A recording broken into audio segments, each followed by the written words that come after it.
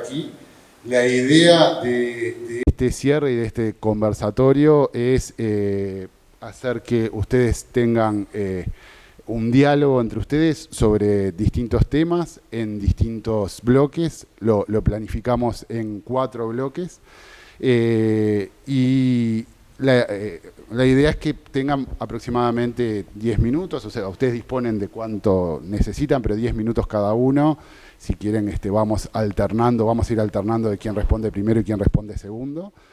Y bueno, y antes de empezar concretamente con estos temas, quería destacar especialmente el valor simbólico que tiene esto para búsqueda y para el Uruguay. O sea, a mí me parece una cosa muy destacable del Uruguay que 2 expresidentes de 2 partidos distintos se puedan juntar en una reunión de este tipo para hablar sobre cuestiones políticas del pasado, del presente y del futuro. Es algo que no ocurre en otros países de la región y es algo que ocurre en muy pocos lugares en el mundo, así que disfrutemos de esto que tenemos. Búsqueda siempre apuesta y va a seguir apostando a la democracia, al intercambio plural, a acercar también las distintas posiciones y al debate por la altura, a la alta política. Y creo que aquí tenemos 2 representantes de eso que para nosotros es tan importante. Así que antes de presentar el primer tema, quería decirles eso a ustedes 2. Muchas gracias. Segundo asunto. Para armar los bloques temáticos tuvimos en cuenta todos los aportes de los alumnos de la escuela que hemos ido recibiendo, las distintas preguntas y las distintas sugerencias. Y en función de eso fue que creamos el guión que vamos a desarrollar ahora. Y para romper un poco el hielo, quería comentarles que esta idea también surgió de que hace relativamente poco se cumplió un año de que el expresidente Mujica y el expresidente Sanguinetti renunciaron al Senado de la República, renunciaron juntos el mismo día. Hizo un discurso cada uno y hablaron distintos integrantes del Senado. Fue un día histórico que repercutió muchísimo en el Uruguay a nivel internacional también, donde se destacó justamente esto que les digo, la unidad más allá de las diferencias. Y en ese momento se habló mucho de la jubilación al Senado de los expresidentes, pero como primer bloque temático, la realidad es que ha pasado un año y que todo el mundo sigue hablando de ustedes 2, y ustedes 2 siguen estando en el centro, o por lo menos en algunos momentos en los primeros titulares políticos. De hecho, planteamos hacer este conversatorio y generó mucho interés a nivel periodístico. Así que la primera pregunta o el primer tema es, ¿pueden retirarse ustedes realmente o no existe esa posibilidad teniendo en cuenta lo que está pasando? Y con otra pregunta relacionada con esta, ¿sienten que hay otra generación que ya está ocupando su lugar o sienten que todavía están en los lugares protagónicos porque falta que esa generación ocupe los espacios que ustedes ocuparon? Eso sería el primer tema. Le doy la palabra, empezamos con el expresidente Sanguinetti y después con el expresidente Mujica. Si ustedes quieren tener algún intercambio entre ustedes o dialogar o lo que sea, bienvenido sea. Los micrófonos están prendidos, así que adelante. Bueno, la realidad es que los políticos nunca nos retiramos en la medida en que uno siempre sigue opinando, discutiendo, hablando, y lo que tenemos vocación de militancia, militando. Personalmente, yo me había retirado ya de lo que era la política electoral. Claramente no había sido más candidato. Luego, circunstancias muy particulares de mi partido me obligaron a retornar a la contienda, a calzarme de nuevo los zapatos con tapones y entrar a la cancha. Y bueno, lo hicimos con sentido del deber y en eso estamos, sintiendo algo que a veces desde afuera cuesta entender, y que es el sentido de pertenencia o de servicio o de obligación que tiene uno para con su partido, ¿no?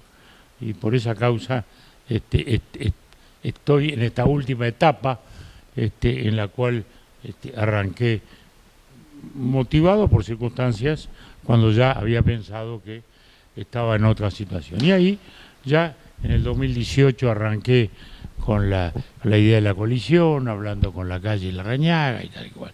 De modo que uno del todo no se retira, y la verdad que en nuestro caso, o en mi caso personal, es que nuestro partido ha tenido mucha dificultad de sustituir a la vieja generación, digamos, ¿no? Tuvimos la opción de Bordaberry, que fue buena, estaba en una gran actuación en el Senado, pero hizo un retiro, esperemos que solo momentáneo.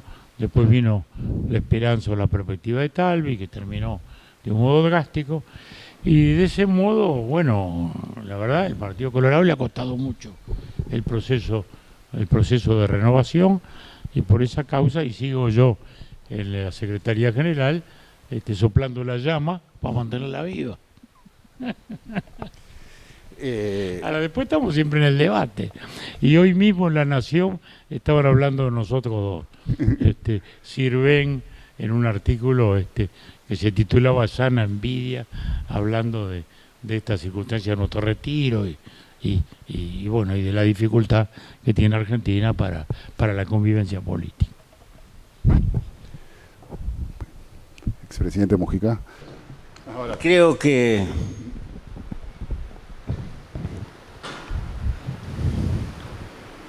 consciente o no, los humanos, que como todas las cosas vivas estamos programados para querer vivir, pero inapelablemente vamos a la muerte.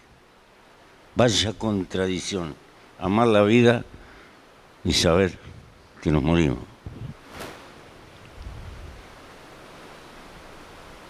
Y entonces necesitamos una causa para vivir.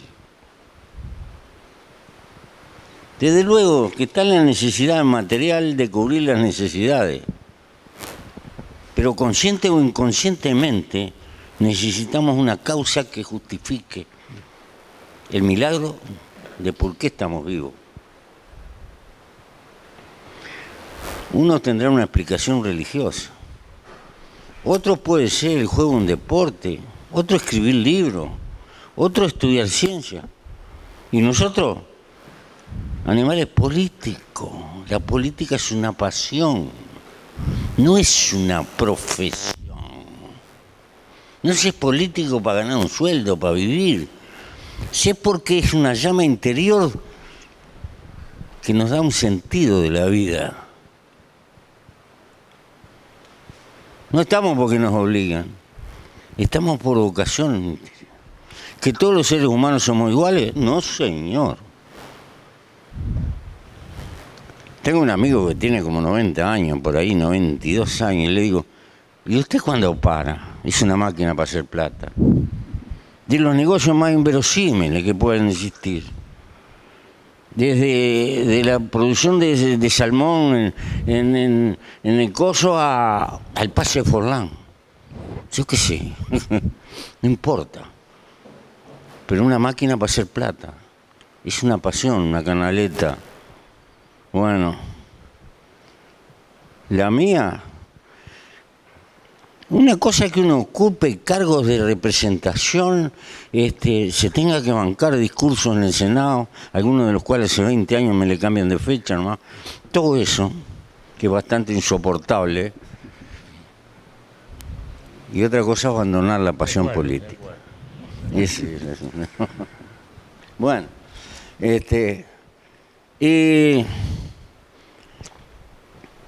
yo tengo que confesar que en los últimos 30 y pico de años no me ha ido tan mal. Al fin y al cabo salgo de la cancha y ayudaba a construir una agrupación política que existe en el país, que tiene peso, que está ahí. Y pienso que hay un puñado de compañeros que van a ser mejor que yo. Más acorde con el tiempo que viene. Pertenecen a la era digital. Hablan fluido el inglés mío es un desastre. y a esta altura ni pienso acomodarlo, y cosas por el estilo. Pero me permito dar algún consejo de vez en cuando. En general no me hace mucho caso, pero ese es el papel de los abuelos. Y me siento feliz.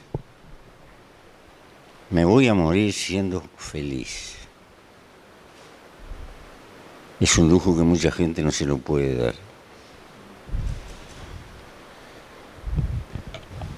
No es poca cosa.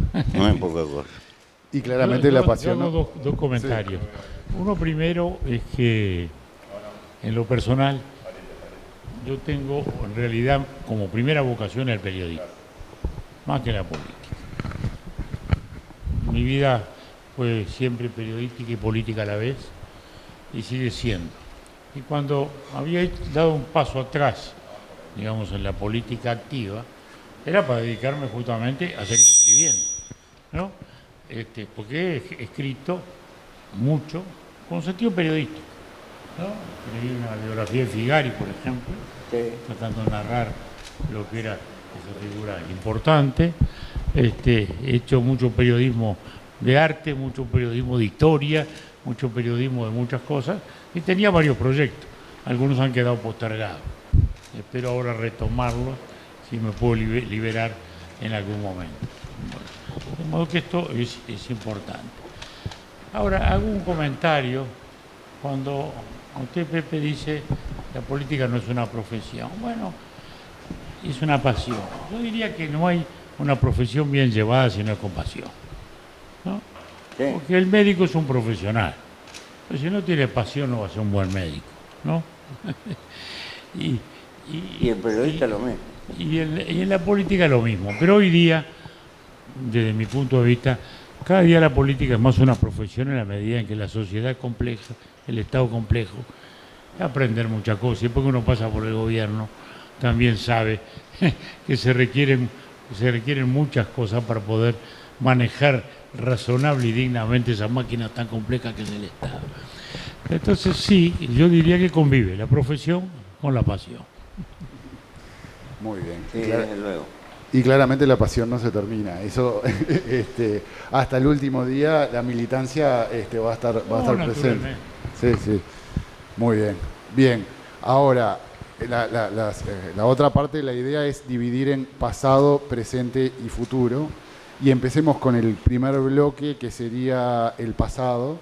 Ustedes han sido, sin lugar a dudas, protagonistas de la historia reciente del Uruguay.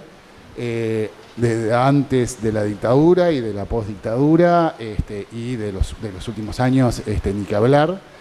Y lo que queríamos plantear, porque surgieron varias preguntas de los estudiantes que enviaron, es la famosa discusión que se ha prolongado por años de si se puede dar vuelta a la página, no se puede dar vuelta a la página sobre el pasado reciente, si efectivamente se logró llegar a un cambio de paz protagonizado por el expresidente Sanguinetti del 85 al 90, si lo que va a terminar pasando es lo que también dijo Mujica más de una vez, esto va a terminar cuando nos muéramos todos, o sea...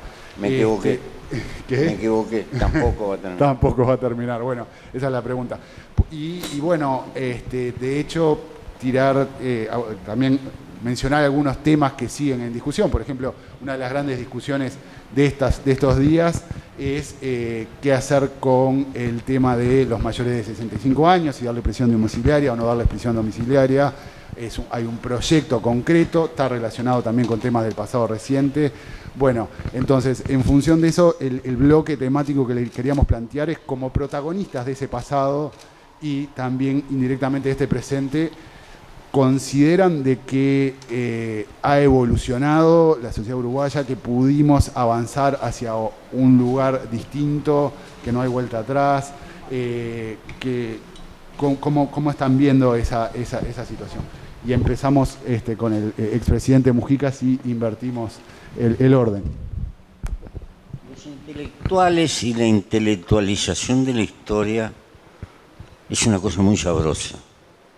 No deja de cometer a veces errores brutales de evidencia.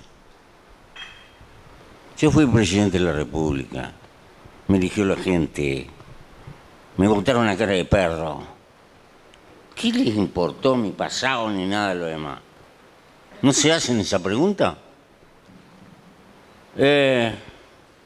Entonces, tenemos que ver que la sociedad tiene mucho más apertura de lo que parece y que la sociedad en el tiempo también varía y cambia, está sometida al devenir de la historia. Ahora, los puntos de vista personales a veces se mantienen y se mantienen y se mantienen.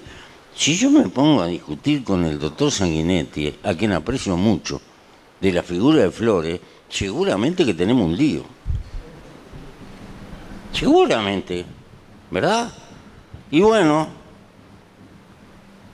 pero aprender a convivir en una sociedad es entender el juego de todas esas diversidades que existen.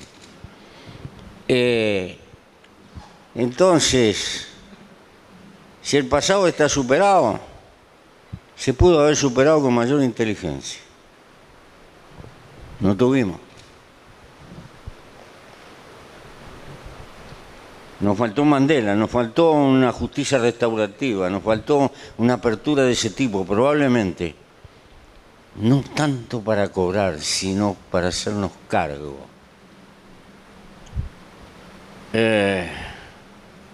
Pero son fenómenos muy difíciles. He participado todo lo que he podido tratando de ayudar a Santos y a Colombia en el conflicto de Colombia y me doy cuenta que es como remar en contra del río. Hay pasiones incrustadas en el conjunto de la gente y no se maneja como quien maneja un Volkswagen, las tendencias humanas. Con respecto a eso, yo personalmente no tengo cuentas que cobrar por una filosofía que he firmado a lo largo de mi vida. Pero eso no quiere decir que mis antiguos compañeros piensen igual. Ojo, hay que separarlos tanto. Y esto no lo digo por oportunidad. Esto lo digo por una manera muy razonada de encontrarle sentido a la vida. Porque si uno queda prisionero del ayer y de la nostalgia y de lo que pasó y de las cuentas y todo lo demás, jamás mira hacia adelante. Y lo de atrás, bueno o malo, al final resulta irreversible. Y lo que importa es mañana. Es mi filosofía de ver la vida. Yo sé que hay muchos que no les gusta. Pero en eso coincido. Bueno, no estamos muy lejos de la filosofía de la vida. Nos ha tocado épocas muy distintas. Sí, hubo una época que estuvimos en campos muy opuestos y después estuvimos en campos mucho más cercanos. Yo me acuerdo que cuando él entró a la Cámara, no olvido, yo dije mi discursito presidencial y salía y él me dice, cuente conmigo.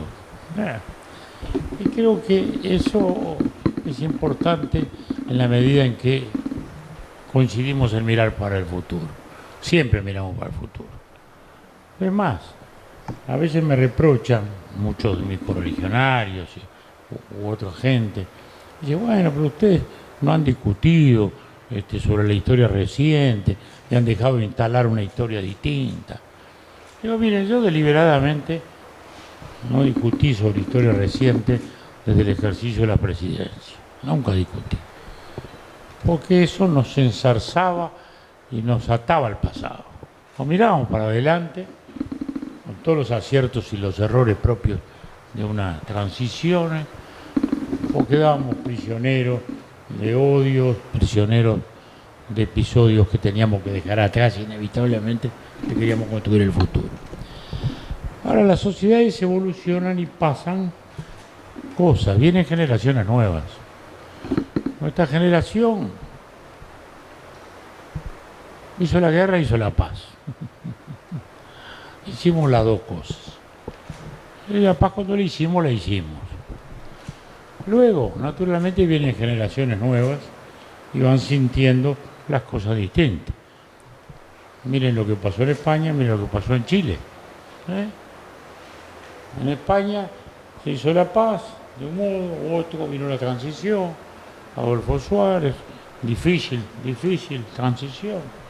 El día que él dejaba hubo el tejerazo, entró Calvo Sotelo un tiempito, después vinieron los 14 años de Felipe. Yo creo que fueron todos años fantásticos para España. Pero bueno, después a Felipe le empezaron a aprovechar que él estaba muy conservador, que la transición no había sido esto, que a España le faltó esto, le faltó el otro, bueno, está faltando. En Chile, ¿no? Después Pinochet, fíjense lo que fue la salida de Pinochet. Yo estuve ahí presente cuando Pinochet se sacó la banda. Y se la puso Patricio Elwin. Estaba ahí. Fue un episodio homérico, ¿no? Muy bien. Y vino don Patricio, y después vino Eduardo Frei, y después vinieron presidentes socialistas como mi amigo Ricardo Lago, la doctora Bachelet, y bueno, y después empezaron ya los enojos.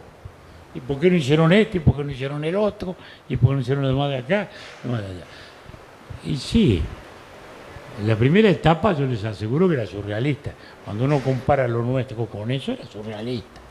Porque ver revistar a la tropa, al presidente Elwin, electo por la ciudadanía, con Pinochet al lado, era fuerte arriba del jeep, ¿no? Porque más Pinochet no era un dictador cualquiera, ¿no?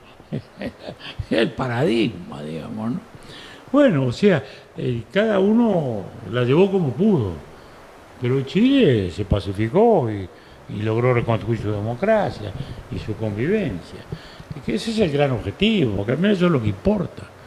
Eso es lo que importa. Y bueno, y los protagonistas sabemos que no se sale de la imperfección con la perfección absoluta. Sabemos que la vida siempre nos da opciones relativas, de lograr lo mejor posible en el momento, pero sobre todo no perder de vista el objetivo. Y el objetivo de nuestros pasos, ¿cuál era? La paz, la convivencia. Bueno, y creo que eso lo logramos. Lo logramos. Y por eso acá estamos. Y acá seguiremos mientras podamos. Y eso, y si Pepe no tiene cuentas para cobrar, yo tampoco las tengo. No tenemos espíritu de revancha. No tenemos espíritu de venganza para nadie. La historia está ahí. Cada uno la cuenta a su modo. Y tercero la cuentan de otro. Bueno, la historia luego se va ajustando. Cada generación escribe la historia, ¿no? Cada generación escribe la historia. De la Revolución Francesa podemos tener 3, 4 etapas en cómo la contaron. Y bueno, y de la pequeña historia nuestra, también. Pero lo importante es que aquí estamos. Y coincidían, y lo han dicho públicamente, de que no gobernaron. Bueno, usted, Sanguinetti decía que Mujica no gobernó cobrando cuentas del pasado y viceversa, ¿no? O sea, en ese sentido también tienen puntos en común, ¿no? Insisto con un punto porque nos lo plantearon varios de los alumnos de la escuela. ¿Ustedes están de acuerdo con el tema de que los mayores de 65 años no tengan prisión domiciliaria, no estén, más allá de la oportunidad, más allá de que este no sea el momento, o si lo sea, le doy la palabra a Mujica? Es una posición muy vieja. Más. Mi manera de pensar, tengo bien claro el escenario. Los sótanos del cuartel de Paso de los Toros, en los que pasé años. Y como pensamiento me quedó en la cabeza que la gente anciana que está presa por una causa, está castigada, con razones si no, pero la sociedad tiene que tomar una determinación.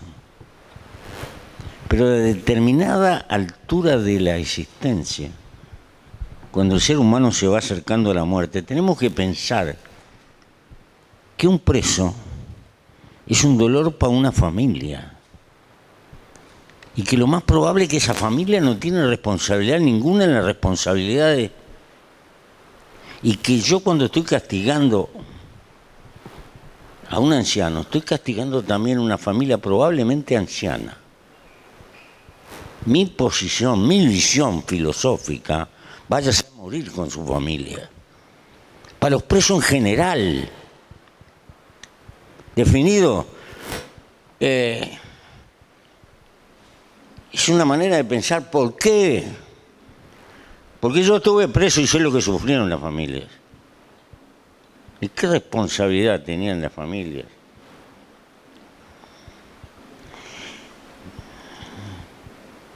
Ninguna. Y vive en una sociedad que tiene que existir justicia. Porque los seres humanos no somos tan poéticos. Hemos logrado superar la barbaridad de ojo por ojo, diente por diente, pero no es sencillo. Toda justicia no deja de tener muchas veces un tufo de venganza. Es como una necesidad interior de revancha subjetiva que tenemos. Yo sé que ningún hombre de derecho me va a reconocer esto. Yo tengo el desparpajo de decir lo que pienso. Pero he visto sufrir a familias. Y de ahí viene mi posición. No es que yo esté de acuerdo que estos viejos que están ahí en Punta Arenas, no estoy de acuerdo en nada. No tengo nada que ver. Pero estoy seguro que estoy afectando a gente, porque cada persona es como el solcito de un sistema planetario, tiene una familia alrededor. Y me duele tener que trasladar de dolor a gente que no tiene responsabilidad. Esa es mi verdadera posición. Por eso quería dejarlo con nitidez. No es que yo esté de acuerdo con esto. Es una cosa que lo veo genérico con todo. Conocí viejos en Punta Carreta. Viejos que habían matado y no sabían declarar de campo y dijeron barbaridades en la justicia y quedaron ahí como para toda la vida. 40 años, 35 años y una familia del otro lado. Y entonces esas cosas me pasan por la cabeza. Bueno, no sentimos las cosas distintas. Naturalmente, Pepe tiene vivencias personales que pueden cargar de sentimientos, digamos, su posición sobre esto. Uno lo puede mirar de otro modo, pero en términos generales uno piensa que, como se ha dicho siempre, la prisión no es un lugar de tortura, no es un lugar de mortificación. Y en cierta altura de la vida, si ese preso no tiene peligrosidad, ahí empieza el límite, donde termina la justicia, empieza la venganza, donde empiezan sentimientos rencorosos, que a veces ni siquiera son de venganza, porque venganza es cuando alguien tiene una cuenta propia. Hay gente que no tiene cuentas propias a cobrar y sin embargo asume el rol de la espada de la justicia cuando no tiene ninguna cuenta para cobrar y habla en nombre de otras posiciones, a veces políticas. A mí me parece que la prisión domiciliaria, en términos generales, es algo que está previsto en las leyes, es algo razonable, más allá de discusiones sobre militares o policías o ciudadanos, es algo de razonabilidad, es algo del sentido de una sociedad filosóficamente humanista, que no cultiva la venganza, que no cultiva la mortificación. De modo que yo lo veo así, más allá de este debate específico de hoy, circunstancial, que se hace como dice Mujica, es un debate que se parcializa, se politiza, hasta se degrada, diría yo. Pero mi visión también es una visión desde un ángulo general, filosófica, que es esta. Perfecto. Muy bien. Bueno, ahora pasemos al presente. Es otra de las cuestiones que nos llegaron de parte de los alumnos. Y ahora les voy a plantear un tema, vienen coincidiendo mucho, que seguramente los va a separar un poco, pero que es circunstancial y que es lo que está ocurriendo ahora, que es el debate en torno al referéndum por los 135 artículos de la Ley de Urgente Consideración. ¿Sobre qué, perdón? Sobre los 135 artículos de la LUC. Y bueno, ahí todos los politólogos y analistas consideran de que va a haber un antes y un después en función del resultado de lo que ocurra en marzo o abril del año que viene. Y quería saber cuál es la opinión de ustedes con respecto a esto. Hay distintas posiciones, hay personas que consideran de que esto es contra el gobierno o a favor del gobierno, hay otras que consideran de que es más específicamente sobre el contenido. Y bueno, quería saber qué opinan sobre este asunto y qué opinan sobre todo sobre lo que puede llegar a ocurrir el día después que se sepa el resultado de esto, que todos coinciden de que va a ser una elección pareja, ¿no? Empezamos con el expresidente Sanguinetti. Adelante. Cuando me consultaron no hace mucho, en un reportaje largo que me hicieron en la Argentina, dije, mire, esto no se va a resolver por goleada.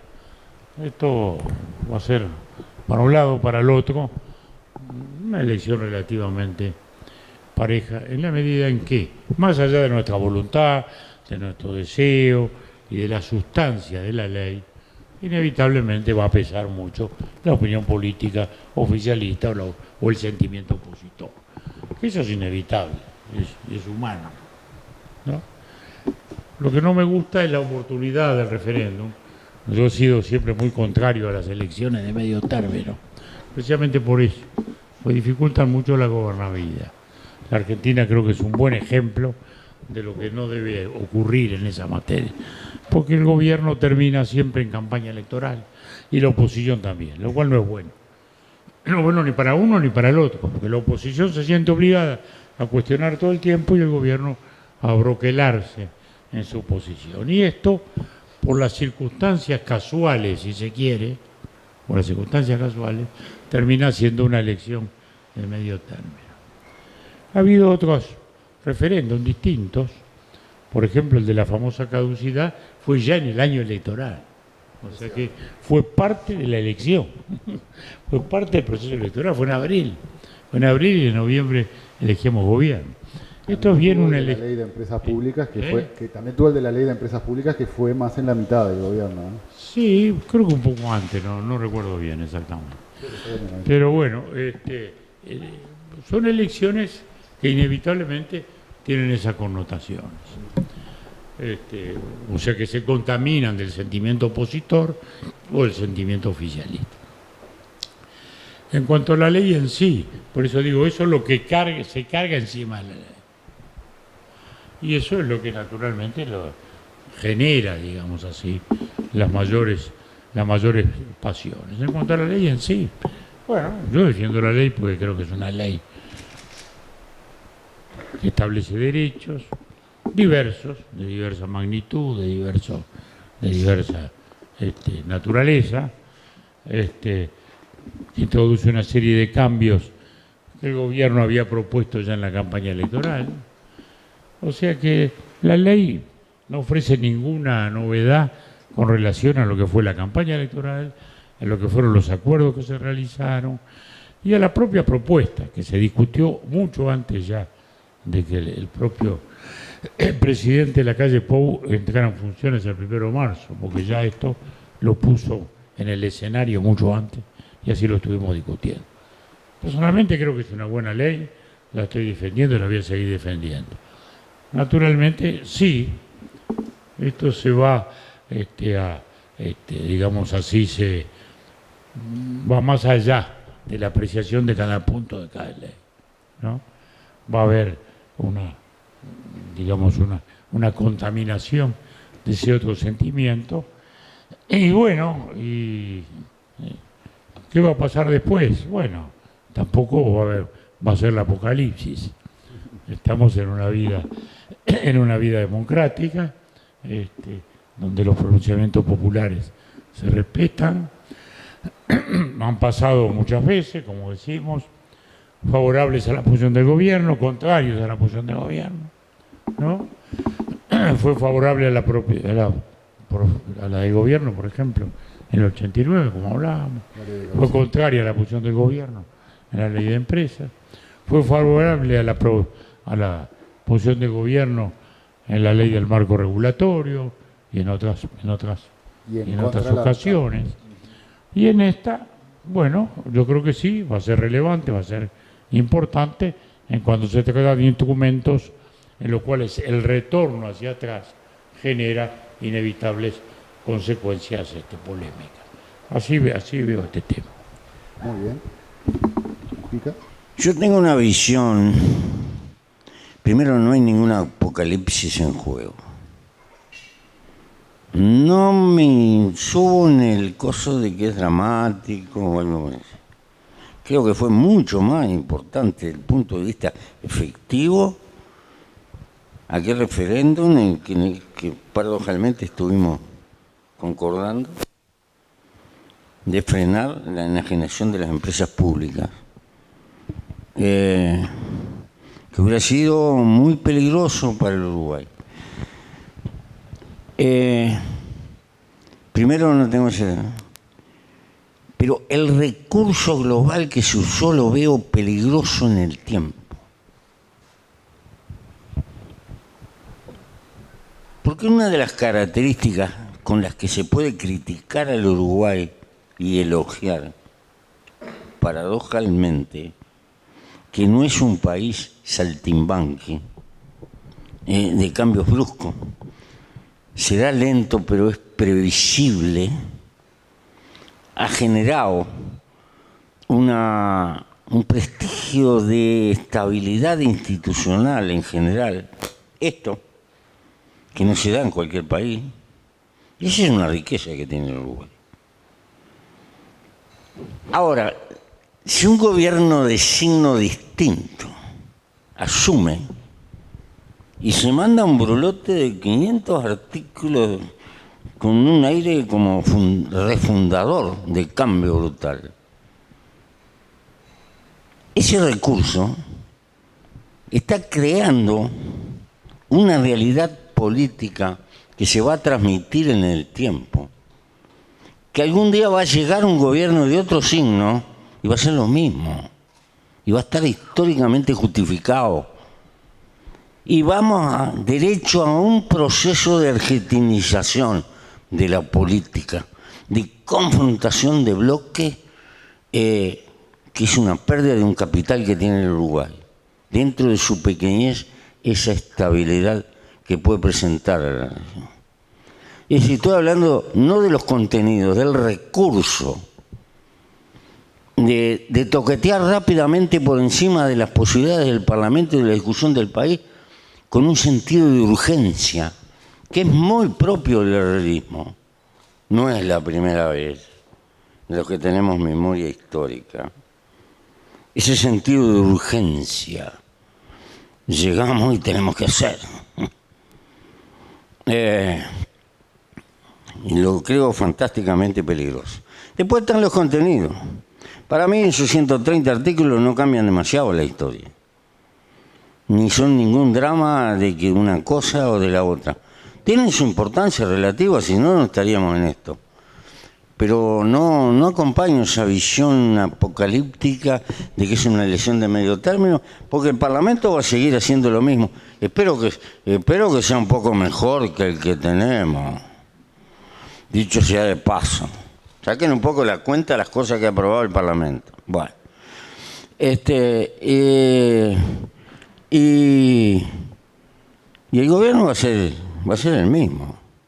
Acá no hay aumento o cambios de la composición del país, en todo lo demás, Puede ser del punto de vista psicológico que tenga alguna repercusión, pero naturalmente, el que está en el gobierno es el que tiene para perder. Son los costos de ser gobierno.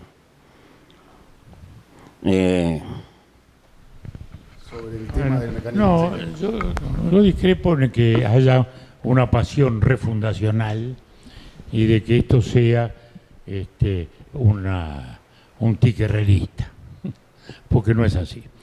La ley de urgente consideración se hizo en la Constitución del 67. Me tocó redactar varios de estos artículos en su momento. Y justamente la primera ley de urgente consideración fue del gobierno argentino, un noble y honorable militar colorado, excelente persona, que también hizo un proyecto de ley de urgente consideración con muchos artículos. Y se discutió ya eso, de si una ley de urgente consideración podía o no tocar varios temas. Y justamente en aquel momento discutimos, y lo que habíamos proyectado, la posibilidad de la ley de urgente consideración, dijimos que la ley, el sentido de la ley, era el sentido de una unidad de situación política, que era el sentido de un planteo político que se hacía, y que esa era la unidad, no era necesariamente una unidad temática. Por eso entonces, la primera ley de urgente consideración que hubo en el país fue una ley, digamos, que tocó muchos temas, y que no por eso tiene una pasión refundacional, porque acá no hay nada refundacional. Leyes de 500 artículos hay muchas. Usted y yo hemos firmado presupuestos de 500 artículos. No, los dos hemos firmado. Quiere decir que si es por 500 artículos, todos hemos pecado. ¿Y por qué? Porque se tocaban muchos asuntos. Ahora, en cuanto a la ley en sí, no hay una ley refundacional. Hay cosas importantes, sí, pero hay refundación del Estado, no. Estamos discutiendo las empresas del Estado, privatizando empresas del Estado, no. Estamos privatizando la educación, como se dijo, no. Se están tomando medidas discutibles, como todas las medidas de una ley son discutibles, pero no es eso, De modo que yo no le veo, digamos, ninguna peligrosidad particular como actitud política, de lo contrario no lo estaría acompañando. Creo que es la razonable, yo diría, el razonable derecho, llamémosle así, del gobierno, cuando entra, y más cuando lo había dicho ya antes, incluso de la campaña electoral, de plantear estos temas que planteó. De modo que nadie puede llamarse a engaño, ni a sorpresa, ni a otra cosa que eso. Y vuelvo a decir, refundación no. Personalmente creo que sí hay un conjunto de avances legislativos, quizás no revolucionarios, porque no lo son, pero sí que lo considero oportuno. Sí, quería preguntarles, a partir de las respuestas que dieron recién, si creían que había más continuidad que cambio o más cambio que continuidad de un gobierno, del último gobierno del Frente Amplio con el actual gobierno. Dieron visiones un poco distintas al respecto. ¿Hay más continuidad que cambio o no? Bueno, depende cómo lo miremos. Yo personalmente creo que los gobiernos del Frente Amplio, con los cuales he discutido muchas cosas, naturalmente, desde un ángulo muy distinto, sin embargo, creo que le han dado al país una solvencia y una tranquilidad y una respetabilidad y una seguridad internacional como la que recién destacaba Mujica. ¿Por qué? Porque hubo continuidad en cosas fundamentales y aquellos debates de los años 60, ¿no? ¿Verdad? No paguemos la deuda externa, nacionalicemos la banca, nacionalicemos el comercio exterior, en fin, todas esas postulaciones que en su tiempo enfrentaban, digamos, un movimiento de izquierda a movimientos democráticos, más socialdemocráticos o más liberales, según desde una mirada ballista o desde una mirada nacionalista, se aventaron. Y acá se manejó la deuda externa, se siguió caminando. Creo que desde ese punto de vista la contribución de Asturias ha sido importante al país, ¿no? Se lo he dicho a él, y le digo, usted va a tener un velorio muy bueno, digo, porque en vida nadie le va a reconocer nada. Pero el día que no esté, todo el mundo va a decir, uy, las cosas que evitó Astori. Y bueno, y creo que eso de algún modo nos pasa a todos también, ¿no? Las cosas que evitamos a veces suelen ser bastante más importantes que las que logramos hacer. La vida democrática es así. En la vida democrática es así. Es mucho más importante lo que uno evita que lo que es. De modo que yo diría que en esos elementos básicos de lo que es democracia política y economía de mercado y reconocimiento de los derechos constitucionales básicos, el país ha tenido mucho más continuidad que cambio. Sin embargo, ha tenido un cambio constante, mucho más del que a veces se ve, porque en nuestro país uno oye hablar los discursos y dice, no, las estructuras del país han cambiado enormemente. Han cambiado todas. Ha cambiado la estructura de producción agropecuaria, ha cambiado la estructura de producción industrial, ha cambiado espectacularmente las estructuras comerciales del país, las nacionales y las internacionales, del comercio nacional o del comercio internacional. El país ha hecho enormes cambios en su instalación geopolítica, en su logística, en su comunicación. De modo que el país ha cambiado mucho, pero ha cambiado dentro de parámetros básicos que han significado la continuidad de esas cosas, que hace hoy generar justamente esta respetabilidad internacional del país, ese concepto de seguridad jurídica y de que no hay propuestas de cambios apocalípticos ni para un lado ni para el otro. ¿Por qué? Bueno, porque ni los hubo para la izquierda ni los hubo para la derecha, como bien ha recordado recién Mujica. Yo me opuse a la privatización de Antel, ¿no? Y bueno, discutí mucho con aquel gobierno, y porque creía que eso era un viraje hacia un lugar que no era el que yo, ballista, sostenía. Del mismo modo que vuelvo a decir, en los gobiernos de izquierda también hubo muchas cosas que en su tiempo se habían sostenido y que fueron quedando por el camino. Y creo que eso es, digamos, un recentramiento del país, en el mejor sentido de la palabra, que se traduce en eso. Estabilidad, seguridad jurídica, un gobierno más a la izquierda, más a la derecha, bueno, puede ser. En el sentimiento a veces más que en la realidad.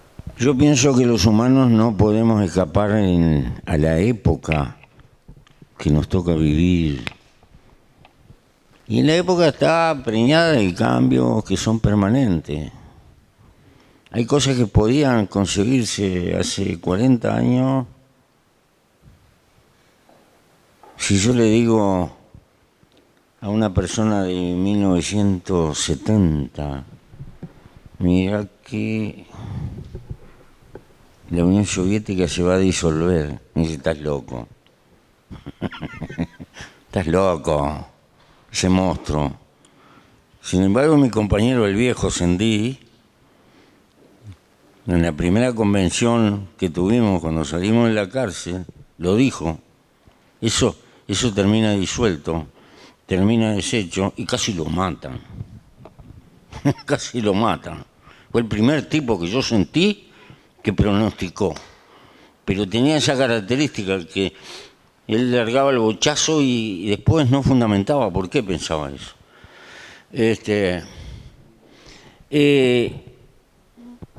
Y entonces hay, ahora los más jóvenes que están aquí, van a sufrir las críticas que se va a llevar el llamado liberalismo dentro de unos años. Porque los cimientos de la historia están cambiando y aparecen dilemas que son increíbles.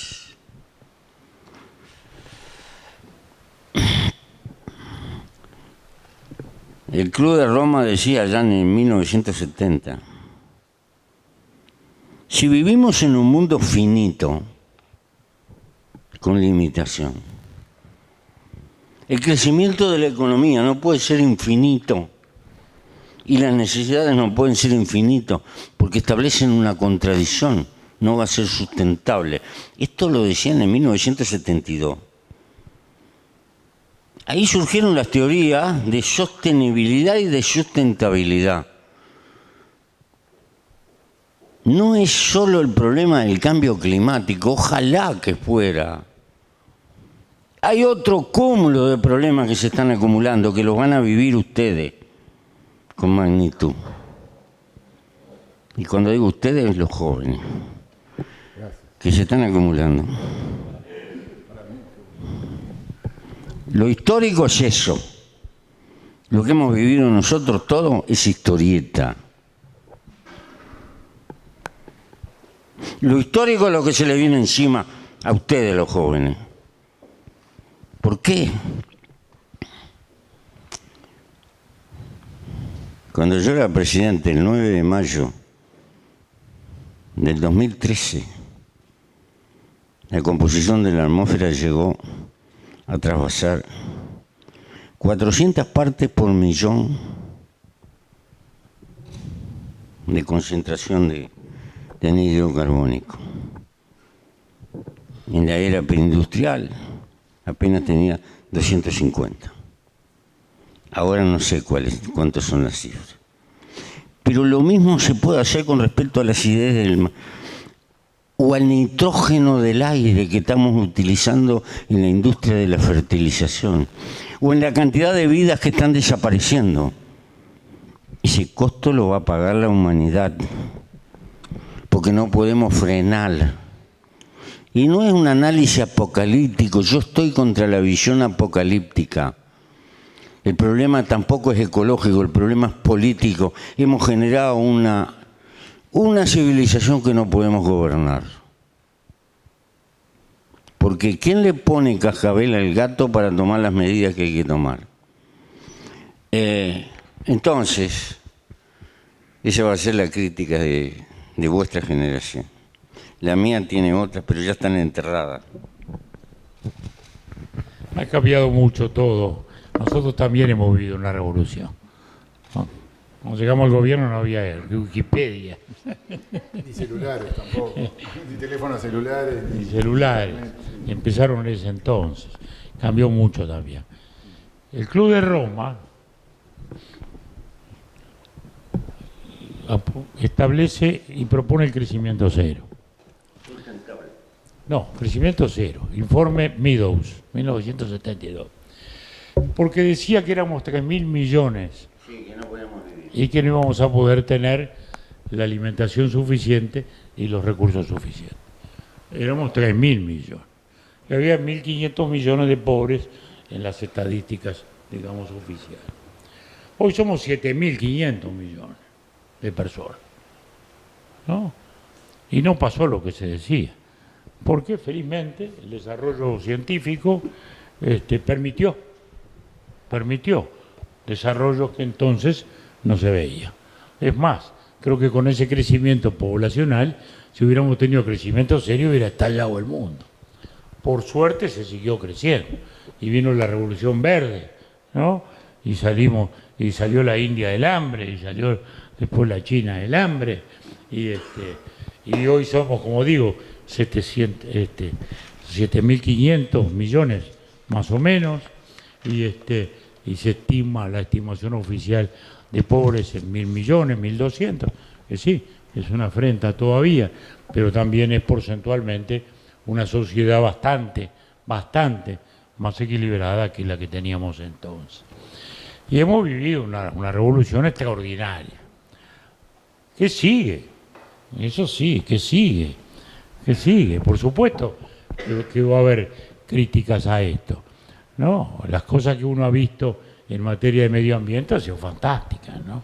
Increíble, ¿no? Yo he visto en China una usina de carbón en el centro de una ciudad, como si estuviera acá, ¿no? La cosa más espantosa han ocurrido. Pero el mundo también ha ganado en conciencia. Creo que hoy tenemos una mayor conciencia del tema. Son temas en los que se ha ganado, porque a veces se habla como que no tenemos conciencia de nada. No, tenemos. Y creo que el mundo ha ganado. Hoy el medio ambiente es un tema, sí, que enciende mucho a la nueva generación, pero que también nos llega a nosotros y lo sentimos con la misma pasión. Digamos, hay muchas cosas, ¿no? Como también hay otras en la otra punta, la conciencia histórica, por ejemplo, de preservación histórica. Cuando yo era muchacho no tenían. Los arquitectos racionalistas querían tirar abajo todo. Yo me acuerdo, el municipio vallista de los años 50, yo tuve unos líos fantásticos, porque proponían que había que tirar abajo toda la ciudad vieja y hacer, bueno, hicimos una campaña, me acuerdo con Maneco Flores, brutal, cuando tiraron abajo el mercado central. Y después hicieron un mamarracho moderno que fracasó.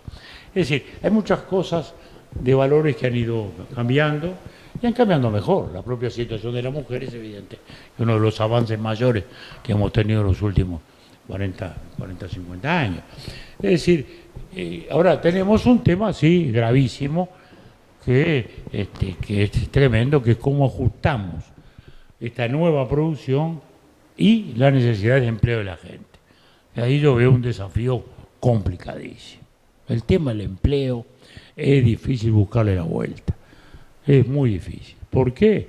Y para los países nuestros ni hablar, pues tenemos una transición tremenda hacia una economía digital y la mayoría de lo que vivimos somos todavía analógicos y la prueba está que aún ni Estados Unidos tiene suficiente formación de gente en el mundo digital, ¿no? Por más razón nosotros.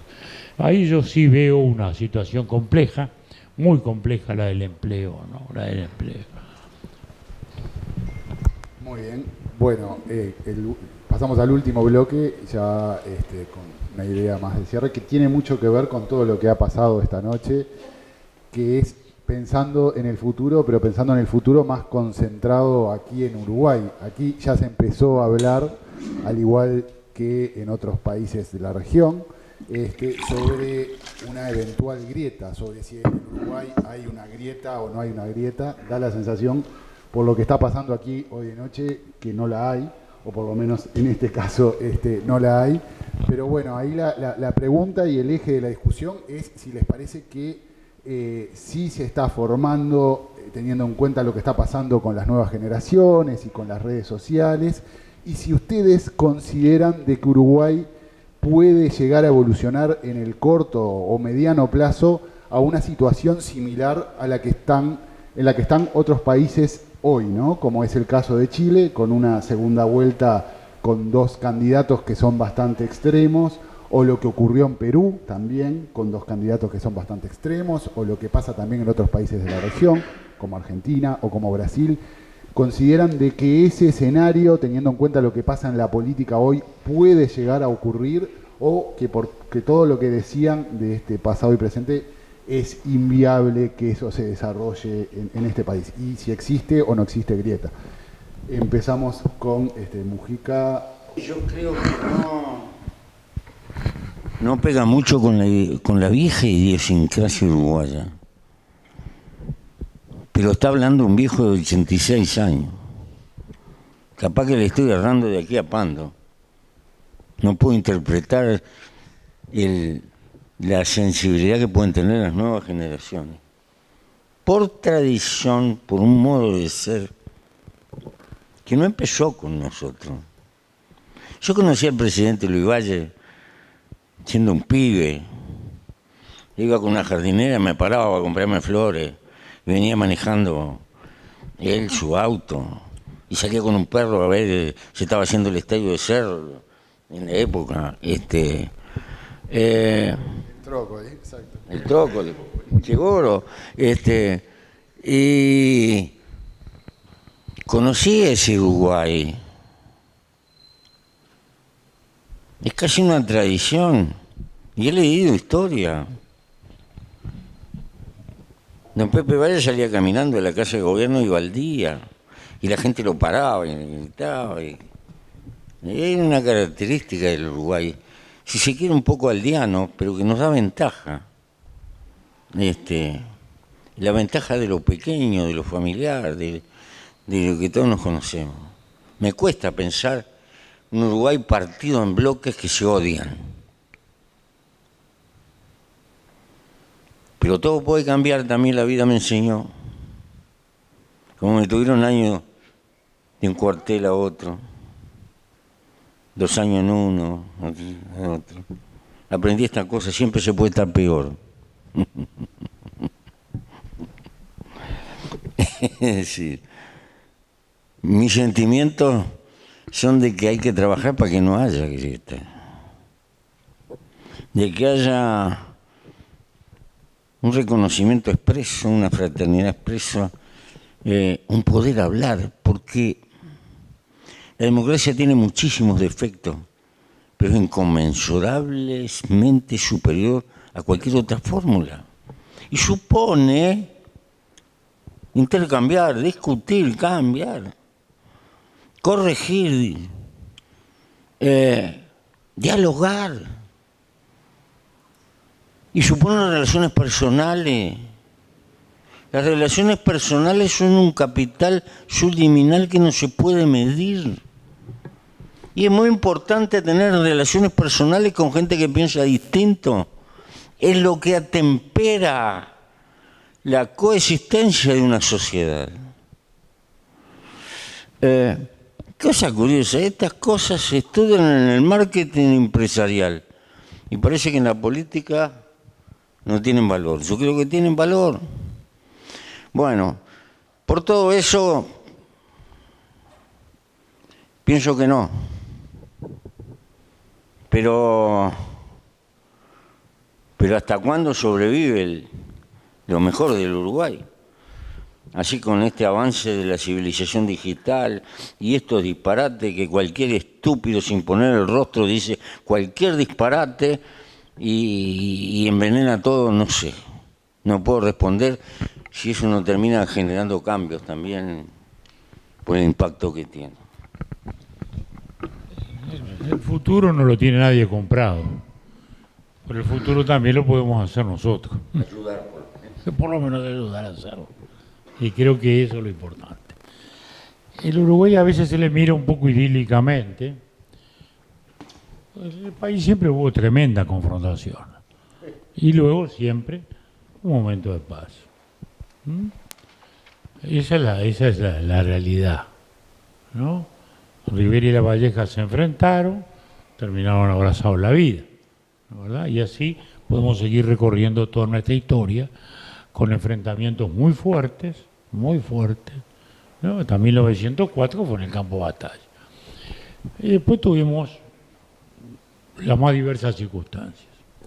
Lo importante es que siempre hubo espacio para una reconciliación, que siempre hubo espacio para una reconquista del diálogo, y que eso es lo más importante. Y también que, digamos, los que atentaron contra la vida institucional fueron siempre los que terminaron de algún modo olvidados o marginados, y que la recomposición se hizo sobre la base de las visiones más positivas. De modo que nuestro país tuvo siempre confrontaciones. Cuando uno las compara, las historias son muy distintas, la de Argentina, la de Brasil, la de Chile, son historias muy distintas. Lo que sí quiero decir es que en esto lo de la grieta no es un tema político solamente, o de los partidos políticos solamente. Es un tema de toda la sociedad. Si el periodismo sigue todos los días hablando de la grieta, porque, y a mí me pone nervioso cómo copiamos las malas costumbres argentinas, ¿no? Los argentinos tienen cosas fantásticas, ¿no? Notables, ¿no? Yo la primera vez que crucé la frontera estos días fue porque fui a Buenos Aires, al Malva, un museo que cumplía 20 años y hacía una exposición de Barrada, celebraba sus 20 años con una exposición de Barrada.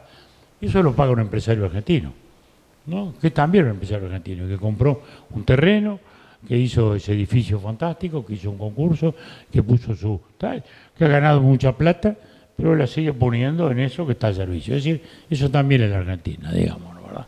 No solo la de la grieta, también hay cosas fantásticas. Pero a nosotros nos encanta, ¿no?, a veces contagiarnos. Y si hablamos todo el día de la grieta, al final nos vamos a convencer de que la grieta existe, ¿no?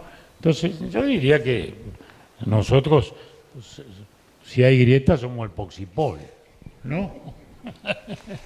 Porque me parece que en este país, de ningún modo podemos compararlo con aquellos países en los cuales, aún fíjese Estados Unidos, donde vaya Trump no va a ir Obama, donde vaya Obama no va a aparecer Trump, ¿no? Es decir, y eso son las cosas que tenemos que valorizar. Cuando nos fuimos los dos éramos conscientes de lo que estábamos haciendo, ¿no? Queríamos dar un mensaje. O sea que acá la sociedad políticamente confrontada, que va a seguir existiendo y que debe seguir existiendo, y con un debate político fuerte, lo más respetuoso posible, naturalmente. Yo hace dos noches tuve un debate nada menos que sobre el liberalismo y jacobinismo con el cardenal, ¿no? Y yo, bueno, que no soy ni creyente ni jacobino, pero soy muy anticlerical, también tuvimos un lindo debate, bueno, y eso es también parte del país, ¿no?, ¿verdad? Entonces, no tenemos que seguir cultivando este sentimiento, vamos a enfrentar, vamos a votar la LUC, va a ganar uno, va a ganar el otro, la vida va a seguir y tenemos que, sobre todo, todos contribuir, porque estos somos los partidos políticos, es el gobierno, es el poder judicial también, que es un poder del gobierno, aunque a veces se olvide, la prensa y los medios de comunicación, que son muy importantes. Y hoy yo diría que la prensa es más importante que nunca. ¿Por qué? Porque como estamos invadidos por las redes, y como dice Humberto Eco, las redes le han dado un micrófono a cualquier imbécil, ¿no? El periodismo más que nunca es importante. Lucha con enormes dificultades. Con el inmediatismo. Mucho más el periodismo escrito. Mucho. En producción y la gente... Mucho más. Pero razón de más, porque las redes no tienen editor, las redes no son periodismo, son un coro desafinado de cosas todas diferentes. La red es cloacal, viene todo, lo bueno, regular, lo malo, lo sublime y lo nefasto. Bueno, entonces creo que más allá de estas cosas, creo que todos tenemos que contribuir a defender eso y a no instalar ese clima, porque también las cosas han ocurrido por muchos factores, ¿no? O sea, Chávez no fue el que destruyó los partidos históricos de Venezuela, fue una consecuencia de una destrucción anterior. Los países políticos de Venezuela se habían destruido antes y bueno, en ese vacío vino un presidente popular como fue Chávez, lo votó todo el mundo y bueno, y después ocurrió lo que ocurrió, ¿no? Es decir, ese es el punto. No es que la grieta va a ocurrir o no va a ocurrir de un modo fatal. No, como el día o la noche. Va a ocurrir, depende de nosotros. Y cuando digo nosotros, digo todos nosotros. Sola pregunta, mirando hacia el futuro también, y a partir de lo que decían, ¿les parece, creo que era Harari hablaba de que la política no estaba prometiendo un futuro, la que lo estaba prometiendo era la tecnología? Ustedes que han hecho toda su vida en la política y que siguen ahí, ¿les parece que la política promete un futuro a la sociedad o está en entredicho ese rol protagónico que tiene? El transhumanismo y la tecnología nos va a suplantar y a mí me queda grande. Con 86 años el partido mío termina ahí nomás. En todo caso es un problema desafiante para ustedes, pero probable que Yo tengo 85 y el partido no termina aquí nomás, Pepe. Tenemos mucho partido para jugar. Es probable que se estén gestando máquinas mucho más eficientes que el cerebro humano. Pero siempre las tendrá que programar los seres humanos. Es posible que en el futuro los programadores sean los políticos del futuro, por los datos que le van a poner a las máquinas. Claro, estas máquinas supermodernas que son capaces de aprender del propio ejercicio, son bastante inconmensurables.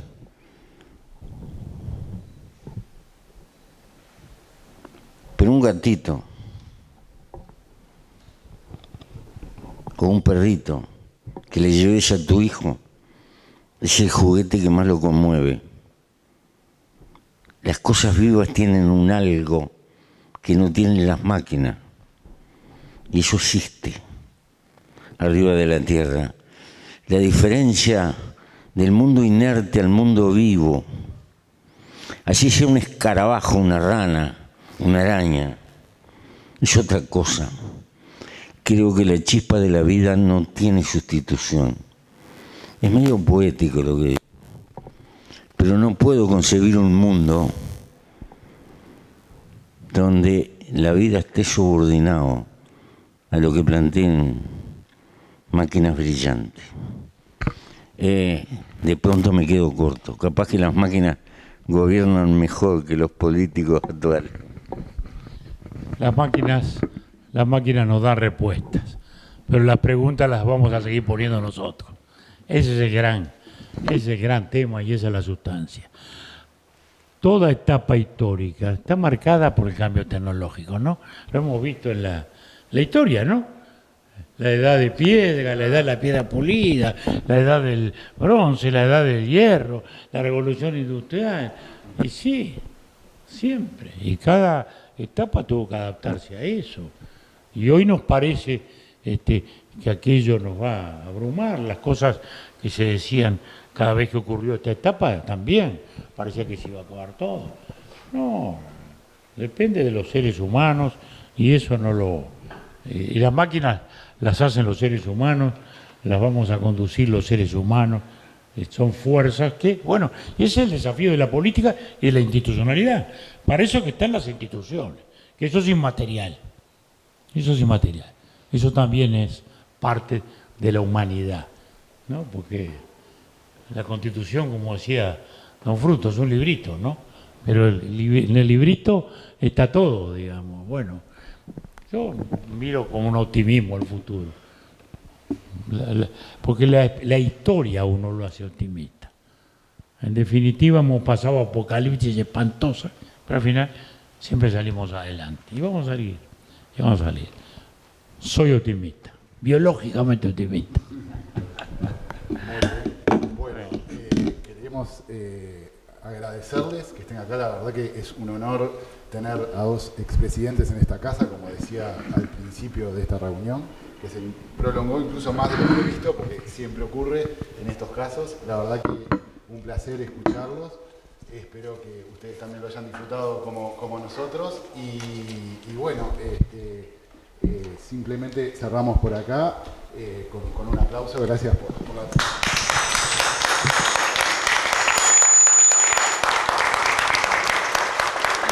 la...